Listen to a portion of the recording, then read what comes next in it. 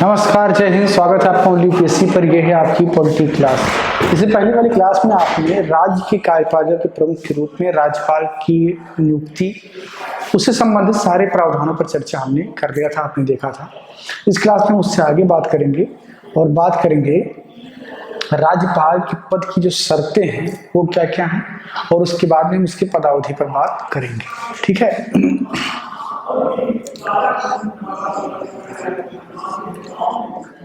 राज्यपाल के पद की शर्तें। ठीक है, तो कुछ दो चार शर्तें उसको देख लेते हैं।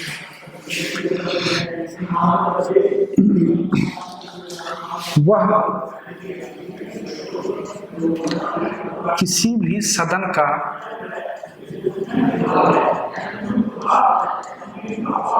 सदस्य नहीं होना चाहिए।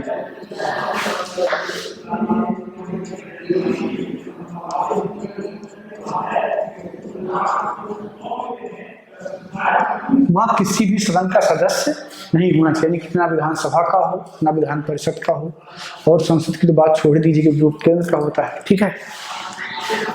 दूसरा, वह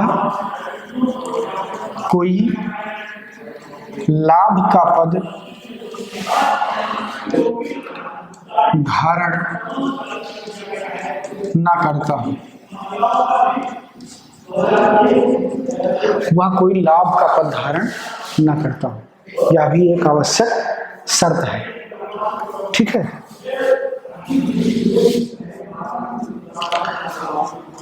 वह संसद द्वारा निर्धारित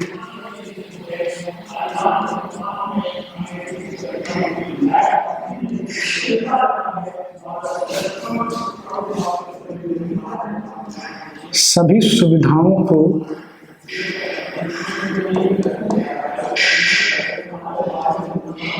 पाने का हकदार होता है।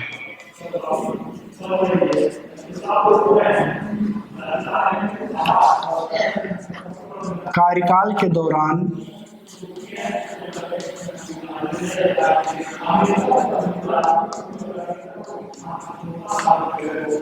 उसके वेतन, भत्ते, पेंशन आदि में कोई कटौती नहीं हो सकती है। कोई कटौती नहीं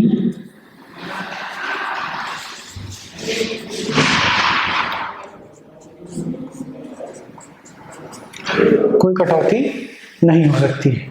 ठीक है। तो ये कुछ शर्तें हैं उसके पद की। अब बात करते हैं उसके पदावधि की।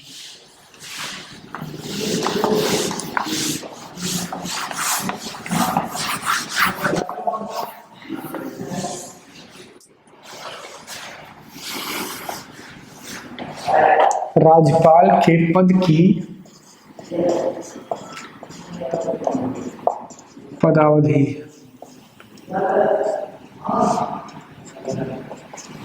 राज्यपाल के पद की पदावधि। ठीक है।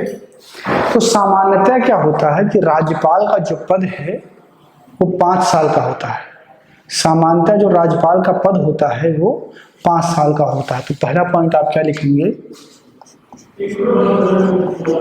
सामान्यतः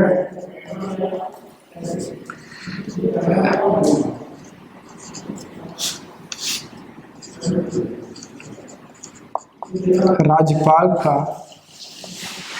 पद 5 वर्ष तक रहता है। लेकिन आप जानते हैं कि राज्यपाल जो है वो राष्ट्रपति के प्रसाद पर्यंत काम करता है, तो उसे राष्ट्रपति कभी भी हटा सकता है। ऐसे में आप लिखेंगे, चूंकि वह राष्ट्रपति के प्रसाद पर्यंत कार्य करता है,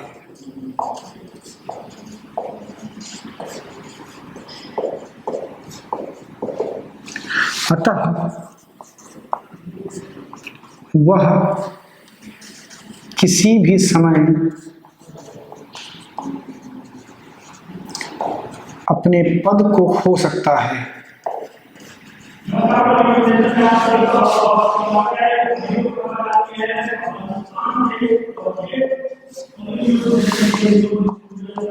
ठीक है, तो एक तो ये हो गया पदावधि उसके समाप्त होने की, कि नॉर्मली 5 साल का होता है, लेकिन ऐसा भी हो सकता है कि उसको हटा दिया जाए, 5 साल से पहले ही उसको हटा दिया जाए। और कौन सा हटा सकता है? राष्ट्रपति हटा सकता है। पदावधि समाप्त होने की जो दूसरा तरीका या दूसरा जो है विधि कह सकते हैं आप, वह यह है कि राज्यपाल स्वयं त्याग पत्र दे दे। राज्यपाल स्वयं त्याग पत्र दे दे, ठीक है, यह भी एक तरीका है कि उससे हट जाएगा वो। अब यहाँ पर सुप्रीम कोर्ट का एक वर्डिक्ट है बड़ा जबरदस्त। सुप्रीम कोर्ट ने कहा कि राज्यपाल का जो पद है वो बिल्कुल न्यायोचित नहीं है, क्योंकि ना तो उसे कार्यकाल की सुविधा प्राप्त है और ना ही उसके कार्यालय की सुविधा प्राप्त है, यानी कि कभी भी राष्ट्रपति उसको वापस बुला सकता है। ठीक है, यहाँ आप आगे लिखेंगे राज्यपाल को हटाने की विधि संविधान ने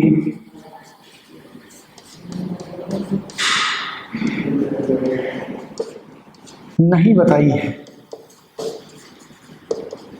ठीक है, तो राज्यपाल को कैसे हटाना है इसकी कोई स्पष्ट विधि नहीं है, कुछ नहीं, संविधान इस पर मौन है कि उसको कैसे हटाना है, क्योंकि वो राष्ट्रपति के विवेक पर ही होता है। तो राष्ट्रपति जब उसको चाहेगा तब हटा देगा। ठीक है, एक कंडीशन ऐसा बनता है कि जैसे मान लीजिए अचानक कोई राज्यपाल हट रहा है किसी कारणवश, और उसमें कारण क्या हो सकते हैं, मान लीजिए किसी राज्यपाल की मृत्यु हो जाए, हो सकता है, बहुत ऑब्वियस सी बात है। ठीक है, जीवन नश्वर है, कोई कभी भी जा सकता है, तो ये हो सकता है कि किसी राज्यपाल की तत्काल में मृत्यु हो जाए।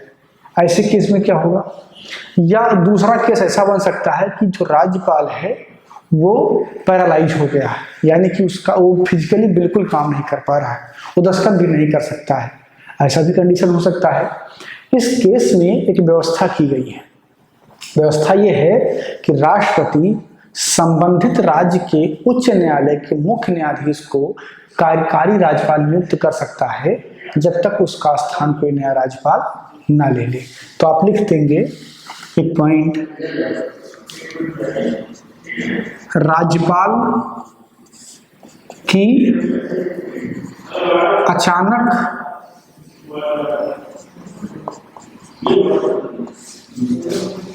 अनुपस्थिति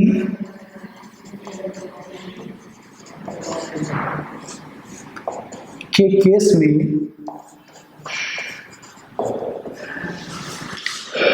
राष्ट्रपति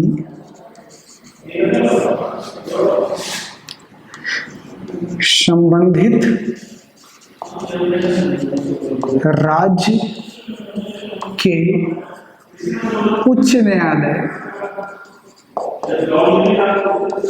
के मुख्य न्यायाधीश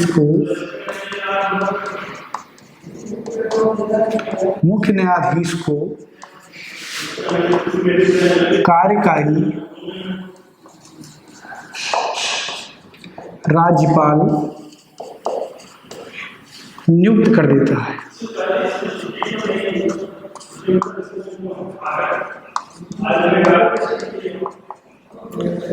इसके अलावा भी बहुत सारी चीजें होती है, जैसे कि राज्यपाल मान लीजिए कि किसी स्टेट के राज्यपाल बनाया गया और 3 साल हुआ है, तो यह हो सकता है कि आपके जो बचे हुए कार्यकाल है उसके लिए कहीं आपको शिफ्ट कर दिया जाए, हो सकता है। या एक केस ये होता है कि राज्यपाल अपना कार्यकाल पूरा कर ले और उसके बाद फिर से उसी स्टेट का राज्यपाल उसको नियुक्त कर दिया जाए। या ये हो सकता है कि उसको एक जगह से हटा करके दूसरी जगह कर दिया जाए, ये खूब होता है। ठीक है, तो इस प्रकार से राज्यपाल अपना पद गंवा सकते हैं, छोड़ सकते हैं। ठीक है, तो ये है राज्यपाल के पदावधि की समाप्त होने की विधि। ठीक है, तो चलिए अगली क्लास में हम बात करेंगे राज्यपाल के कार्यों एवं शक्तियों की। इस क्लास में इतना ही। क्लास को लाइक कीजिए, शेयर कीजिए, अपनी राय को जरूर दीजिए। बहुत बहुत धन्यवाद।